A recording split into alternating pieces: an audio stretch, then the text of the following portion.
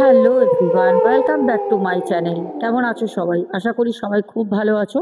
আমিও খুব ভালো আছি। আজকে ঘটনার শুরুতে তোমরা নিজের চোখে দেখবে, বাড়িতে যদি কখনো জিন থেকে থাকে বা যেখানেই হোক, তাহলে তার অস্তিত্ব আজকে প্রথমে আমি তোমাদের একটা ফটো দেখাবো, তারপর ঘটনায় ফিরব। এক বোনের বাড়ি, সেই বাড়িতে একটি জিন বসবাস করে। হ্যাঁ, ঠিকই শুনছো, জিন বসবাস করে। সেই জিনের হাতের ছবি তার বাড়ির সিলিংয়ে বোন দেখেছে। তিনখানা রুমে হাতের ছাপ, তিনটে আঙুলের। সেই ফুটেজটা আমাকে বোন শেয়ার করে। তোমরা একবার ফুটেজটা দেখো, তারপর কতটা ভয়ঙ্কর একটা ঘটনা আজকে আমরা সবাই সাক্ষী হব। তোমরা নিজেরা আজকে বলবে যে দিদিভাই আজকের ঘটনা শুনতে পারিনি। সবাইকে বলবো একটা করে লাইক করে দাও। যারা এখনো পর্যন্ত ভালোবেসে চ্যানেলটাকে সাবস্ক্রাইব করোনি তাড়াতাড়ি করে নিও। আর একটা ধোয়া ধোয়া দেখছো, ঘর ভর্তি ধুনো দেওয়া হয়েছে, ধুনো দিয়ে বসা হয়েছে। ধুনো দেওয়া কিন্তু বাড়িতে খুবই শুভ। অনেক দোষ, অনেক বাধা, অনেক কিছু কেটে যায়। তাহলে চলো এখন তোমরা জিনের অরিজিনাল, জিনের হাতের ছবিটা দেখো, যাও। হ্যাঁ দর্শক বন্ধুরা, যেই ছবিটা তোমরা এতক্ষণ ধরে দেখলে, সেইটি আমাদের সল্টলেকে থাকে এক বোন, তার ফ্ল্যাটে রয়েছে। বোন বলে, দিদিভাই তুমি বিশ্বাস করবে না হয়তো, আমি আমার মেয়েকে নিয়ে বাড়িতে থাকি। যখন আমার হাজব্যান্ড বাড়িতে থাকে তখন কোনো রকম কিছু হয় না। যখন ও বাড়িতে থাকে না তখন আমি জিনটাকে নিজের চোখে দেখতে পাই। দিদিভাই মুখটা জিনটার ছাগলের মতো, দুটো বড় বড় কান আছে মাথার মাঝখানে, মানে এইখান থেকে সিং পর্যন্ত আছে, বুঝতে পারছো? এখানে সিং, দুপাশে কান, কুঁজো হয়ে হাঁটে, 6 ফুটের ওপর হাইট। জিনটা এতটা লম্বা। বোন বলছে, দিদিভাই ওকে আমি দেখেছি একদিন রাতে, যখন আমি শুয়ে রয়েছি। ও যে আমার বাড়িতে থাকে সেটা আমি জানি, আমি বুঝতে পারি। আর এইটাও আমি বলবো কেন, কিভাবে এসেছে, কেন থাকে, সবই বলবো। যে বোনের কথা বলছি তার নাম আমি এখানে বলতে পারবো না, কিছু অসুবিধার কারণে নামটা হাইট রেখেছি। বোন বলে, দিদিভাই একদিন রাতে আমি ঘুমোচ্ছি, একদিন রাতে ঘুমোচ্ছি, হঠাৎ করে বিশ্বাস করবে না, একটা হাওয়ার মতো কিছু আমি অনুভব করলাম। হাওয়ার মতো কিছু। আমি চোখ খুললাম, চোখ খুলে দেখি আমার পা যেই দিকে লম্বা করে দিয়ে আমি খাটে মেলে শুয়ে আছি, আমি আমার মেয়েকে নিয়ে, আমি দেখছি আমার পায়ের কাছে আমার বেডরুমে সে দাঁড়িয়ে রয়েছে। আমি যখন চোখ খুললাম, সে আস্তে করে বেরিয়ে গেল, যেখানে ডাইনিং স্পেস, ওখান থেকে সে চলে গেল। দিদিভাই দিনে বলো, দুপুরে বলো, রাতে বলো, এই না যে আমার বাড়িতে যে বসবাস করছে সে শুধু রাতেই আমাকে দেখা দেয়, রাতেই ভয় দেখায়, এরকম কিছু না দিদিভাই। সে আমাকে দুপুর বেলাও তার অস্তিত্ব বোঝায়, সকাল বেলাও বোঝায়, এমনকি রাতে সে চারপাশে আমার অল টাইম ঘুরতে থাকে।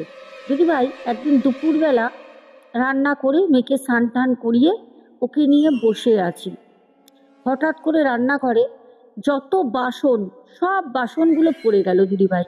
সাথে সাথে ছুটে গিয়ে দেখলাম এত বাসন পড়লো, এত আওয়াজ হলো, কিন্তু দিদিভাই একটা বাসন মেঝেতে পড়েনি। আর এইটা একদিনের না, এটা আমার বাড়িতে এখনো হচ্ছে দিদিভাই, এখনো।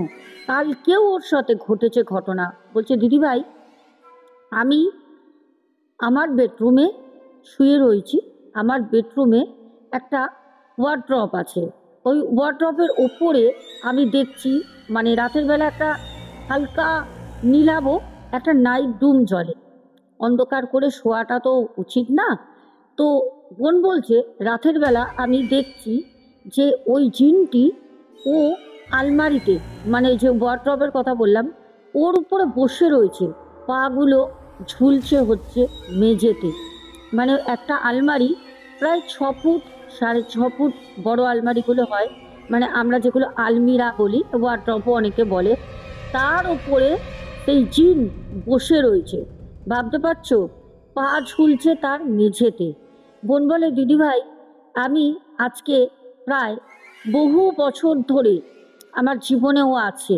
এবার কিভাবে আছে, কেন আসলো, কোথা থেকে আসলো, কে নিয়ে আসলো, এবার একটু আগে থেকে ঘটনাটা তোমাদের বলি। আমাদের বোন বলে, দিদিভাই আমি যাকে বিয়ে করি সে আমাকে খুব আপ্রাণ ভালোবাসতো। সে তার বাড়ির বিরুদ্ধে আমাকে বিয়ে করে।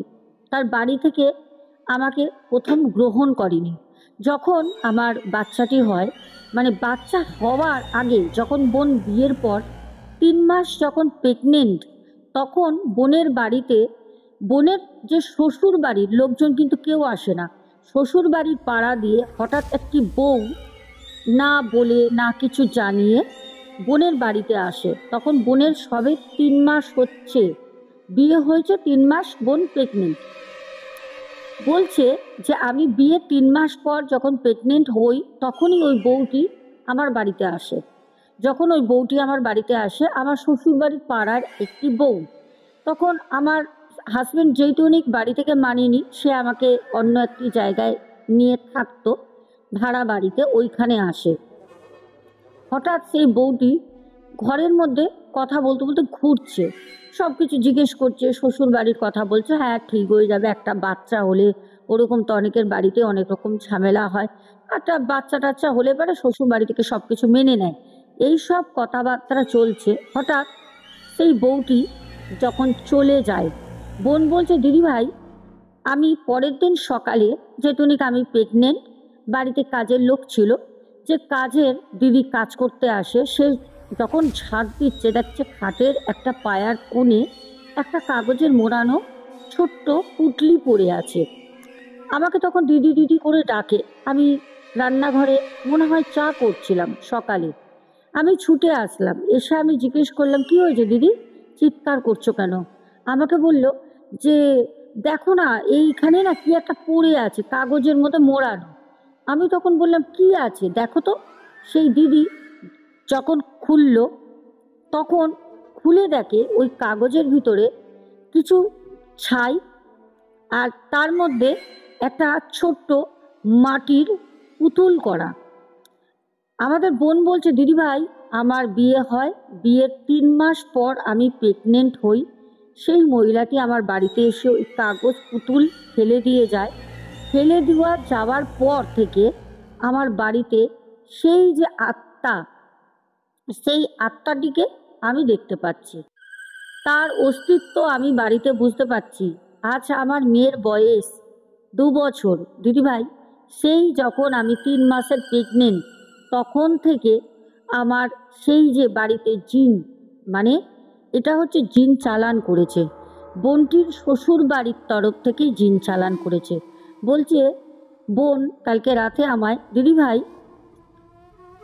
যেই ছেলেটা আমাকে ভালোবেসে তার পুরো পরিবারকে একটা সাইডে রাখে, আমাকে একটা সাইডে, আমাকে নিয়ে সে বাড়িতে ঢুকতে দেয়নি বলে অন্যত্র থাকে ঘর ভাড়া নিয়ে, কাজের পোস্টিং হয় কলকাতায়, সল্টলেকে চলে আসে। সল্টলেকে যখন আসে একটা ফ্ল্যাট নেয়, এখানেও পর্যন্ত সেই যে জিন চালান করে, সেই জিন ওই বাড়ি থেকে সল্টলেকেও পর্যন্ত তাদের সাথে চলে যায়। বোন বলছে, দিদিভাই তুমি আমাকে কিছু করে দাও, কারণ তুমি না হলে আমি এখান থেকে উদ্ধার হতে পারবো না। হয়তো আগামীতে, আজকে তোমাদের ঘটনাটা বললাম, হয়তো আগামী কোনো দিন তোমরা অবশ্যই দেখবে যে আমি সেই বোনের বাড়ি গেছি। কারণ বোন আমাকে বলেছে, দিদিভাই তুমি এই কাজটি আমার বাড়িতে এসে করবে, যা লাগে আমি তোমাকে দেবো, কিন্তু তুমি কাজটি আমার বাড়িতে এসে করো। আর সব থেকে বড় কথা, আমার একটাই ভয়, 2 বছরের একটা ফুটফুটে চাঁদের মতো সুন্দর একটা বাচ্চা মেয়ে। আমার কাছে কথা যে এই বোনের, দেখো বোনের কিন্তু খুব সাহস আছে, বোনের সাথে আমি ভয়েসে কথা বলেছি, খুব স্ট্রং লেডি, ওকে কিন্তু সহজে কিছু করতে পারবে না। যদি করার হতো তাহলে যখন প্রেগনেন্ট ছিল তখনই ক্ষতি করতে পারতো, কিন্তু যখন পারিনি, বোনকে কিছু হয়তো করতে পারবে না, কিন্তু আমার ভয় সেই ছোট্ট বাচ্চাটাকে, যদি কোনো বাচ্চাটাকে ক্ষতি করে ফেলে তাহলে ওইটুকুনি বাচ্চা কি করবে। আবার বোন এইটুকুনি জানায় যে আমি যখন ওই আমার বেডরুমে ওয়ার্ডরোবের পাশে যখন আমি ওকে দেখি দাঁড়িয়ে রয়েছে, মানে ওই যে শ্যাডো, ব্ল্যাক শ্যাডো, মানে জিনটাকে দেখতে পারে পুরো কালো, আর চোখগুলো কখনো কখনো বোন বলছে পুরো দিদি লাল হয়ে জ্বলে, আবার চলে যায়। কিন্তু ও বোনের আশেপাশেই থাকে। বলো তো আজকে একটা জিনিস তোমরা ভাবো, আজকে তোমরা খুব স্বাভাবিক একটা জীবন লিড করছো, হঠাৎ করে তোমার বাড়িতে একটা খারাপ কিছু তোমার সাথে পেট আত্মা চলে আসলো। তুমি তোমার বাড়িতে খাচ্ছ, রাতে একা ঘুমাচ্ছ, বা তুমি ঘরে মুভমেন্ট করছো, টিভি দেখছো, কথা বলছো, হঠাৎ তুমি বুঝতে পারছো তোমার সামনে কোনো একটা ব্ল্যাক শ্যাডো, যার উচ্চতা 6 ফুটের ওপরে, যাকে অনেকটা মুখটা ছাগলের মতো দেখতে, তার মাথায় একটা শিং, দুটো বড় বড় কান আছে, মানুষের মতো হাত পা, অত্যাধিক লম্বা, মানুষের থেকে অত্যাধিক লম্বা, তার হাত দুটো ঝোলে, রাতের অন্ধকারে যদি তুমি তাকে ঘরে দেখো, তোমার সামনে দাঁড়িয়ে রয়েছে, তুমি তাকে দেখছো, সে তোমায় দেখছে, তারপর সে আস্তে করে যখন একটা শ্যাডো হয়ে গেল, মিশে গেল, চলে গেল হাওয়ার বেগে, তখন তোমার মনে কি হবে? আজকে এই যে বোনটির আমি ঘটনা বলছি, এই বোনটির যে বাড়িতে এই যে জিন চালান করেছে, জিনটা যে রয়েছে, বোনকে তো ক্ষতি করার জন্যই পাঠিয়েছে। আজকে বোনটার ক্ষতি হচ্ছে, হয়নি কে বলেছে? মন মানসিকতা ভেঙে গেছে, চুরমার হয়ে গেছে, মনে একটা ভয় ভয় ভয় ভয় বেঁচে থাকা, মানে বাড়িতে বলছে আমি না থাকতে পারি, কোথায় যাব, না আমি কোথাও যেতে পারি, মানে আমার স্বামী থাকলে কিছু হয় না, স্বামী না থাকলে হয়, তার মানে এখানে পরিষ্কার শ্বশুরবাড়ি দিয়ে কাজটা করেছে, মানে ছেলে কোনো রকমভাবে কিন্তু এই জিনিসটা থেকে কোনো প্রবলেম ছেলের হচ্ছে না, যত প্রবলেম হচ্ছে কিন্তু বৌমার নাম করেই জিনটাকে চালান করেছে। জিনটা কিন্তু এই বোনের চারপাশে ঘুরে বেড়ায়, কিন্তু কিছু করতে পারে না। সব থেকে বড় কথা হচ্ছে বোনের প্রচণ্ড সাহস। বোন একটা কথা জানায়, দিদিভাই আমি তোমাকে আমার বাড়ির যে হাতের ছাপ আমি তোমাকে দিচ্ছি, 3টে ঘরে 3টে ছাপ, বেডরুমে, একটা কিচেনে, আর একটা বোন বলে যে মানে ডাইনিং প্লেস রয়েছে সেইখানে, মানে সিলিংয়ের একদম মানে নিচে। তোমরা দেখেছো ভালো করে, আমিও কালকে যখন দেখেছি, সত্যি কথা বলতে আমার ভয় তো লাগেনি, কারণ আমি সব কাজ করি, আমি এরকম অনেক বাড়িতেই করে এসেছি, আমার কাজ একবারেই হয়, সেটা তুমি আমার কাছে মায়ের আশীর্বাদ স্বরূপ নাও, আর তুমি আমাকে বাড়িতে ডেকে কাজ করাও, একবারই হবে, তারপর কোনো জায়গায় আর যাওয়ার প্রবলেম হবে না। কিছুদিন আগে সোনারপুর থেকে একটি বোন কাজ করেছিল, কাজ করার যেদিন রাতে আমার সাথে কথা বলে, ওর সাথে একরকম আমার কথা কাটাকাটি হয়। আমি ওকে বলি যে আমি তোমার কাজ নেব না, কারণ ও আমি তো করি না, মা করেন, বড় মা, আমার উপর বিলিভ না রাখুক, কিন্তু ও বড় মার কাজের উপরে মানে কি বলে সওয়াল বলে না, কোশ্চেন করছিল। দিদিভাই আমি অনেক জায়গায় গেছি, অনেক জায়গায় অনেক কাজ করেছি, দিদিভাই হবে নাকি জানি না, আমার টাকা মানে দেব তোমাকে, মূল্য না দিয়ে তো কোনো কাজ হবে না ভাই, আমি জিনিস কিনে তোমাকে পাঠাবো, তোমাকে 10 জায়গা ঘুরতে হবে না, তুমি 10 জায়গা ঘুরে আমার কাছে আসছো, বিশ্বাস তো তোমাকে করতেই হবে, আর বিশ্বাস স্বরূপ আমি তোমাদেরকে কিন্তু যারা বলে আমি ফুটেজও শোনাই। তো সেই বোন এখন বলছে দিদিভাই আমি তোমায় কি বলবো, এত ধনন্তরী কাজ হয়েছে আমি তোমাকে বলে বোঝাতে পারবো না। আমি যে ওকে মায়ের আশীর্বাদ স্বরূপ একটি মাদুলি দিয়েছিলাম লাল কারে করে পড়তে, সেই মাদুলিটা ও আজকে আমাকে লিখেছে যে দিদিভাই আমি ওই জিনিসটা, যে মাদুলিটা আমি লেখাটা দিয়ে দেবো তোমাদের, দেখো। তারপরে অনেক ভয়েসে কথা হয়েছে, যেহেতু 25 তারিখ আমাবস্যা, আমার বাড়িতে পুজো, তো অনেকেই আমাকে পুজো দেওয়ার জন্য তাদের নাম গোত্র লিখে মূল্য পাঠাচ্ছে স্ক্যানারে। তো সেখানে বোন আমাকে বলছে দিদিভাই আমি মাদুলিটা রূপোর মাদুলির মতো ভরে পড়বো, মানে এরকম কাজ হয়েছে, মানে প্রতি কটা মানুষ যাদের এখনো হয়নি, দেরি হচ্ছে, তাদেরও কাজ হবে। যাই হোক, এই যে বোনের আজকে তোমাদের আমি জিনের যে হাতের ছাপ তোমাদের আমি দেখালাম, এটা হচ্ছে বাস্তব বাস্তব। আমিও কিন্তু প্রথম দেখলাম, আমাকে বাড়িতে ডেকেছে, অনেকেই বলেছে যে দিদিভাই এরকম এরকম ব্যাপার, কিন্তু এরকম উদাহরণ স্বরূপ এরকম হাতের ছাপ এই বোন প্রথম দিল। বোন আমাকে বলেছে কালকে রাতে যে দিদিভাই তোমাকে দিয়েই আমি কাজ করাবো, তুমি এসে আমার বাড়িতে কাজ করে দিয়ে যাবে। বোনের যেতনিক হাজব্যান্ড বিশ্বাসই করে না বোনের সাথে এরকম কিছু হচ্ছে, হাতের ছাপ দেখেও সে বিশ্বাস করে না, যদিও বলছে এখন কিছু কিছু মানে, কিন্তু তবুও বলছে দিদিভাই আমার মা আমার ভাই সবাই আসবে, তুমি আসবে এসে কাজ করে দিয়ে যাবে। তো খুব তাড়াতাড়ি দেখা হবে সেই বোনের বাড়িতে, এটাই আমরা আশা করি। এবার আমরা দ্বিতীয় ঘটনায় যাই। আজকে দুটো ঘটনা সিলেক্ট করে রেখেছি, যেহেতুনিক রিয়েল স্টোরি আমার মনে হয় যেরকমভাবে যে পাঠায় আমি সেরকমভাবে তোমাদের সঙ্গে তুলে ধরি। এবার দ্বিতীয় ঘটনাটা হচ্ছে আমাদের রামপুরহাট থেকে পাঠায় তারাপীঠ। বলে দিদিভাই আমাদের বিঘা বিঘা জমি আছে, বিশাল বিশাল জমি। আমার বাবা নেই, আমার দুই দাদা তারা জমি দেখাশোনা করে। এবার দুই দাদা কিন্তু নিজেদের বিজনেসও আছে সবজি, তো তারা হোলসেলার সবজি বিজনেস করে। কিন্তু দিদিভাই ওই যে আমাদের বিঘা বিঘা জমি সেগুলো লোক আছে রাখা, তারা চাষবাস করে, আলু থেকে পেঁয়াজ থেকে শুরু করে সিজনে যে সবজি হয় সেগুলো, এমনকি ধানও চাষ হয়। আমাদের বোন বলে দিদিভাই আমাদের জমিতে হঠাৎ একদিন একটা কঙ্কালের মাথা পাওয়া যায়, কঙ্কালের মাথা। তো এরকম না মাঠে ঘাটে জমিতে ফাঁকা জায়গা অনেকে এরকম পড়ে থাকে। তো যেই কাকা আমাদের জমিতে চাষবাস করে দেখাশোনা করে, আমার দুই দাদা তো দেখার সময় পান না, তো সেই কাকা তারা এসে আমার মাকে বলেন যে জেঠিমা এরকম আজকে জমিতে কাজ করছিলাম, সকালবেলা গিয়ে ওই 6:30 5টা এরকম হবে, দেখলাম জমির মধ্যে একটা কঙ্কালের মাথা, মানে সেই দাঁতগুলো রয়েছে, অর্ধেক নাকের কাছটা ভাঙা, একটা কঙ্কালের খুবলি যেটা মাথা থাকে মানুষের মাথা, সেইটা পড়ে আছে। তখন মা বলল হয়তো রাতে শিয়াল টিয়াল কোথাও দিয়ে তুলে নিয়ে এসছে, কারণ আমাদের যে বিঘা বিঘা জমি বলছি ওখানে শুধু আমাদের না অনেকেরই জমি আছে, ওর একদম পেছন দিকে না মানে মুসলিমদের কবরস্থান আছে, বলছে হয়তো কবরস্থান থেকে শিয়াল রাতের বেলা মাটি খুঁড়ে তুলে নিয়ে এসছে, এরকম তো করে। তো সেই জিনিসটা নিয়ে সবাই আমরা বাড়িতে ভুলে যাই, আমাদের বাড়িতে কোনো রকম কোনো আর ওই নিয়ে কথা হয়নি। আমাদের বোন বলছে দিদিভাই মানে তুমি বিশ্বাস করবে না, একদিন হঠাৎ করে ভোরবেলা আমার খুব জোরে মানে পটি আসে, তখন প্রায় মানে অন্ধকার, বাইরেটা একদম মানে অন্ধকার, মানে ভোরের আলো ফুটছে, হালকা হালকা পাখি টাকি ডাকছে। বলছি দিদিভাই আমি ঘরে না লাইট ফাইট অন করিনি, আমাদের দোতলা বাড়ি, আমার বড়দি নিচে থাকে মায়ের সাথে, আর আমি ছোট, আমি উপরে থাকি। আর আমাদের যে মানে ওয়াশরুমে যেতে গেলে নিচে যেতে হয়, একটাই ওয়াশরুম, উপরে ঘর আছে শুধু।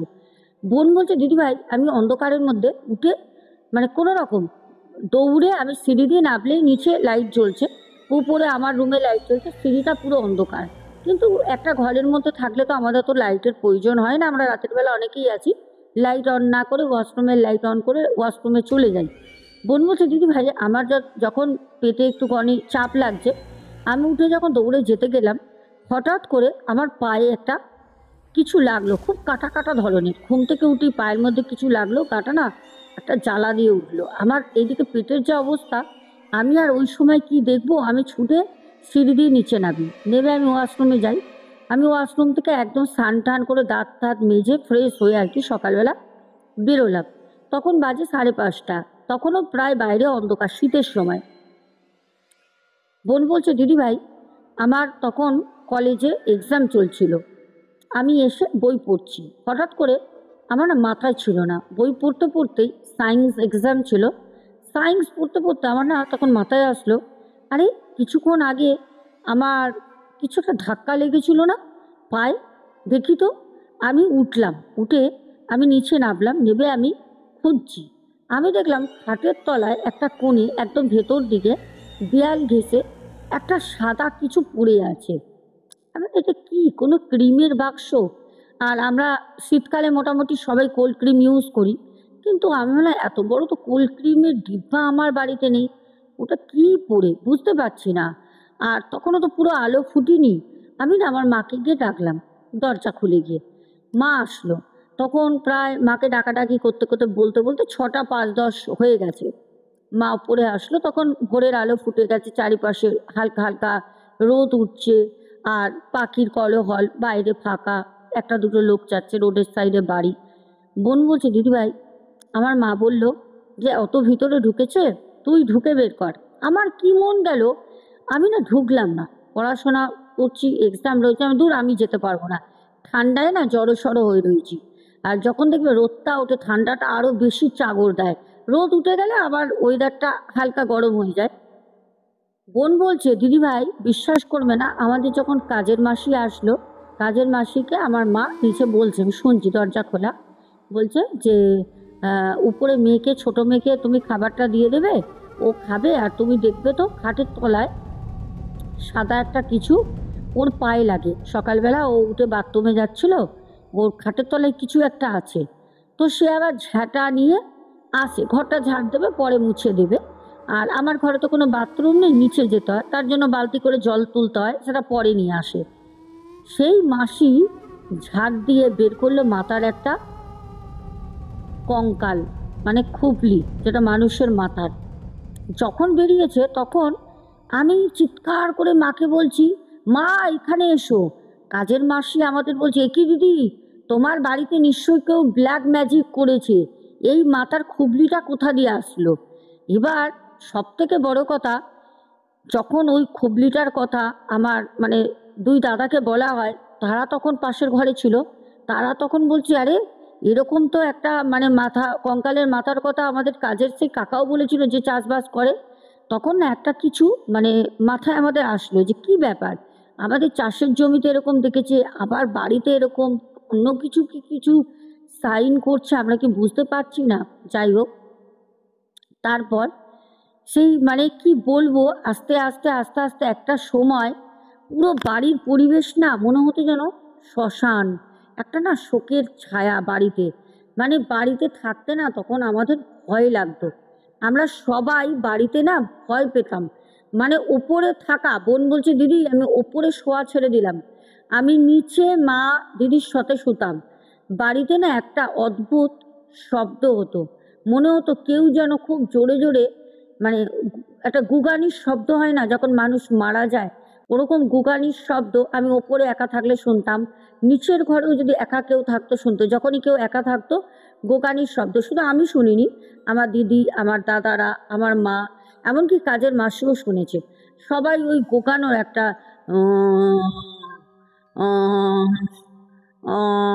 এরকম একটা ভারী ভারী গোগানোর শব্দ বাড়িতে শোনা যেত। তারপর যখন আমার দাদারা, যেহেতু উনি বিজনেস করে সবজির, আগেই বললাম ওরা আড়তদার, এবার ওখানে তো সবজি নিতে সব ধর্মের মানুষ আসে, তো কিছু ইসলাম বড় বড় পার্টি ছিল মুসলমান, তাদেরকে আমার দুই দাদা বলে যে চাচা घर में ना ऐसा ऐसा हो रहा है, आप कुछ बताओ ना क्या हो सकता है। মানে এইসব জিনিসটা মানে অ্যাকচুয়ালি মুসলমানদের খুব ভালো একটা অভিজ্ঞতা থাকে, তারা এইসবের জিনিসে খুব পারদর্শী হয়, এটা আমাদের মানে মান্যতা। তো বোনের দুই দাদা সেই চাচাকে বলে, সেই চাচা অনেক দিন ধরে আসে, মুসলিম এক চাচা, অনেক বয়স্ক, আর সাদা চুল সাদা দাড়ি। তো চাচা একটু ঝাড়ফুঁক এসবও করে দেন ওনার গ্রামে। তখন ওই চাচা বলে যে তোমাদের বাড়িতে কেউ মানে কালা জাদু করে দিয়েছে, কালা জাদু করে দিয়েছে, তোমাদেরকে মানে শান্তিতে থাকতে দেবে না। তখন বলে, এটা কে করেছে? তখন বলছে, যেই হোক এটা করেছে, কে করেছে জানি না, তবে তোমাদের খুব কাছের লোক। তখন বলছে, আমাদের খুব কাছের লোক এটা করেছে? বলছে, হ্যাঁ এটা তোমাদের খুব কাছের লোক এই কাজটা করেছে। তখন বলছে যে ঠিক আছে কাছের লোক, এবার কাছের লোক কে? কাছের লোক তো অনেক আছে, অনেক আছে, আমার জ্যাঠার বাড়ির থেকে আছে, জেঠি আছে, এইদিকে আমার মায়ের বাড়ির তরফ থেকে আছে, কাজে মানে এত কাছের ক্লোজ রিলেশন কে হতে পারে? তো তখন আমার মা, আমার দুই দাদা, আমার দিদি, আমরা একদিন বসে সন্ধ্যাবেলায় সবাই বাড়িতে আমরা বসে ভাবছি যে এরকম ক্ষতি আমাদের কে করতে পারে। খুব কাছের লোক, আমাদের মানে একদম রিলেটিভ। তখন মানে আমরা একটা মানুষকে চিহ্নিত করলাম, সে হচ্ছে আমার মায়ের বোন, মানে মাসি, ছোট মাসি। ছোট মাসির সাথে আমার বাবার মৃত্যুর পর খুব ঝামেলা হয়েছিল, খুব ঝামেলা হয়েছিল, কারণ ওই পারিবারিক সম্পত্তি, জমি জায়গা এসব নিয়ে। তো আমার মা আমার বাবার মানে মায়ের বাবার মানে আমার যে দাদুর বাড়ি, সেই বাড়ির সম্পত্তির ভাগ ছাড়িনি। সে বলেছিল যে আমার 4টে ছেলে মেয়ে আছে, যতই আমার স্বামীর থাক, আমার মায়ের প্রাপ্য বাবার প্রাপ্য কেন ছাড়বো? তো ছাড়িনি। ওই সময় আমার ছোট মাসির সাথে খুব ঝামেলা হয়েছিল। তখন আমার ছোট মাসি আমার মাকে ধমকি দিয়ে বলেছিল, দেখ তোর আমি কি হাল করব। তোর খুব টাকার গরম না, 2 ছেলেকে নিয়ে খুব ভালো করে আছিস তো রাজরানীর মতো, তোকে আমি দেখ এমন করব না, তোর ছেলে মেয়ে সব ছিটকে বেরিয়ে যাবে, তুই পাগলা হয়ে যাবি। দেখ, তারপর থেকেই কিন্তু প্রথম জমিতে পায় মানে জমিতেও কিন্তু খারাপ কাজটা করেছিল, সেটা মাসিই করেছিল, যেটা পরে জানতে পারি আমরা কাটাই, তারপরে আস্তে আস্তে জিনিসটা ঠিক হয়। দর্শক বন্ধুরা, এই ঘটনার উদ্দেশ্যে বলা যায় মানুষকে কখনো হালকাভাবে নেবে না। আজকে যেই মানুষটার সাথে ছোটোখাটোভাবেও তোমার ঝগড়া হচ্ছে, তুমি হয়তো ভাবছো যে ও ঠিক আছে, চলো কোনো ব্যাপার না, ঝগড়া হয়েছে, ও হয়ে গেছে, তুমি হয়তো তাকে তোমার মতো করে মাফ করে দিয়েছো, কিন্তু তুমি এটা বুঝতে পারছো যে অপর সাইডে সেই মানুষটা তোমাকে মাপ নাও করতে পারে।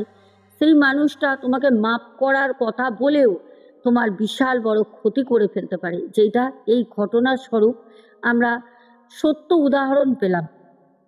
আর সত্যি কথা বলতে, এই 2 বোন বলছে কি পুরো পাগলের মতো হয়ে গেছিল। মা বোন দাদাদের অত এফেক্ট করেনি, দাদারা তো বাইরে থাকতো সব সময়, কিন্তু বাড়ির 3টে মহিলাকে একদম নাজেহাল করে দিয়েছিল। মা খাট থেকে উঠতে পারতো না।